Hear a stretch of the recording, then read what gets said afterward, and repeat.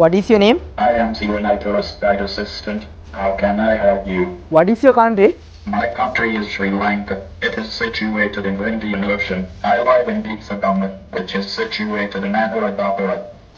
මගේ නම පීඒ සසන්ඩෙන්නා පිල්චන්ද. ඉතින් මගේ නම පීඒ රමණනාත් චන්චන්ද. ඉතින් අපි දැන් ඉගෙන ගන්නේ අනුරාධපුර කටුගෙලිය විද්‍යාදීප මහාවිද්‍යාලයේ දායවන්තියේ.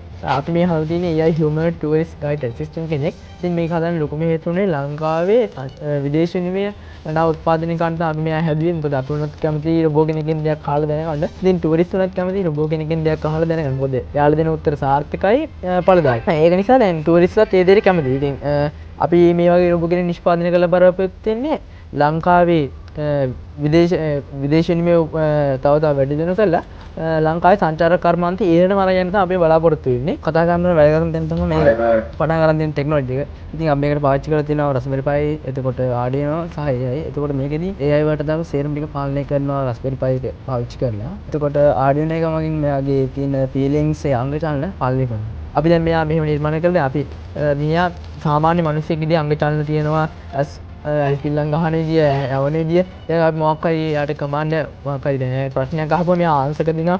ආන්සර් දෙද්දී අපි වගේ මවුත් මූවින් එනවා. දැන් අපි මේ ටච් ස්ක්‍රීන් එකක් දාලා තියෙනවා. මේ ටච් ස්ක්‍රීන් එකෙන් වෙන්නේ ශ්‍රවණාබාධිත ටුවරිස්ට් එන්න පුළුවන්. අපි මෙයා වොයිස් අවුට්පුට් කරගෙන ඒගොල්ලෝ තේරෙන්නේ. ඒකද මේ වගේ ටච් ස්ක්‍රීන් එකක් දාලා බලපොත් වෙන්නේ. දැන් ඒගොල්ලෝ ඇවිල්ලා ඒ ටච් ස්ක්‍රීන් එකෙන් යාලට ඔන්න ටච් කරලා ඉන්ටර්නෙට් යන්න Google යන්න ඒ ගිහිල්ලා ඒ ඉස්සර රොබෝ ඉස්සර මොනවද කියන්නේ ගිහිල්ලා ඒගොල්ලෝ අදාළ කරන කණු ටික යාලට ඒකෙන් හොයාගන්න පුළුවන්. මේකෙන් මේකට කාටවත් ඇක්සස් කරන්න බෑ. දැන් අපි රොබෝයි අපි ලැප් එකයි අතර වයර්ලස් කමියුනිකේෂන් එකක් තියෙනවා.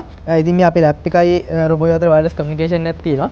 ඉතින් මේ කමියුනිකේෂන් එකට කාටවත් ඇක්සස් කරන්න බෑ. රොබෝගේ මේ ස්ක්‍රීන් එක අපේ මේ ලැප් එකට එන්න දෙන්නේ. අපි මේ මේකට දැන් කාටවත් ඇක්සස් කරන්න බෑ. මොකද අපි මේකට පාස්වර්ඩ් දාලා සිකියුරිටි සිස්ටම් එකක් දාලා තමයි හදලා තියෙන්නේ. ඉතින් දැන් සාමාන්‍ය රොබෝ කෙනෙක් අප්ඩේට් කරද්දී ළඟ ඉඳන් අප්ඩේට් කරන්න ඕනේ. අපේ රොබෝ දැන් ලැප් එක වයර්ලස් ඉදිරිය තියාගෙන අපේ රොබෝ අප්ඩේට් කරන්න දැන් ටුවරිස්ට් කෙනෙක් මෙයා ඉස්සරහ මොනවද දැන් Google යනවා යා වෙන කරුණු මෙයාව කෝඩිනේට් කරන කෙනාට වයර්ලස් බලා ගන්න පුළුවන් මෙයා මොනවද කරන්නේ. එතන මේ කැම් එකක් තියෙනවා. ඒ කැම් එකෙන් ඒ රොබෝ ඉස්සරහ මොනවද වෙන්නේ? ඒ හැමදේම මේ අපේ මේකට ලබා ගන්න පුළුවන් අපේ ලැප් එකට. ඉතින් අපි දෙන්නට මෙතන දෙන්න මුල්ම පාර කියලා දුන්නේ අපේ අම්මයි තාත්තයි සහ අපේ අයියා. එතකොට අපි දෙන්නට මෙතනට එන්න විශේෂම ස්තුතියක් කරන්න ඕනේ මගේ පාසලට. අනුරාධපුර කටුගෙලියාව විද්‍යාදීප මහාවිද්‍යාලය. ඉතින් අපේ පාසලේ නියමාවරණ වන කරු විදුහල්පතිතුමා ඇතුළු ආචාර්ය මණ්ඩල ගුරු මව්පියවරුන්ගේ ආශිර්වාදයේ මුල්ම අඩිතාලමයට තමයි අපි මේ ගමන ආවේ. ඉතින් ඒගොල්ලොන්ට බොහොමත් ස්තුතියි මොකද අපිට මේ වගේ ගමනක් යන්න උදව් කරාට. ඒ වගේම මතක් කරන්න ඕනේ රුවන්වැලි මහා සෑයේ විහාරාධිපති ඊතල වැඩිමහල් ඥානපතික ස්වාමීන් වහන්සේ. උන්වහන්සේ අපි දෙන්න හදපු නිර්මාණ වලට ගොඩක් උපකාර කරලා තිනවා සහ උන්වහන්සේගේ ආශිර්වාදය අපිට මෙතන දෙන්න ගොඩක් පිටවල ලකුණා. ඒ වගේම උන්වහන්සේගේ සම්මාධිකරණය යටතේ ලංකාවේ කම්පියුටර්ස් එකම කම්පියුටර් කියන්නේ ලංකාවේ එකම කම්පියුටර්ස් නිෂ්පාදනය කරන සමාගමේ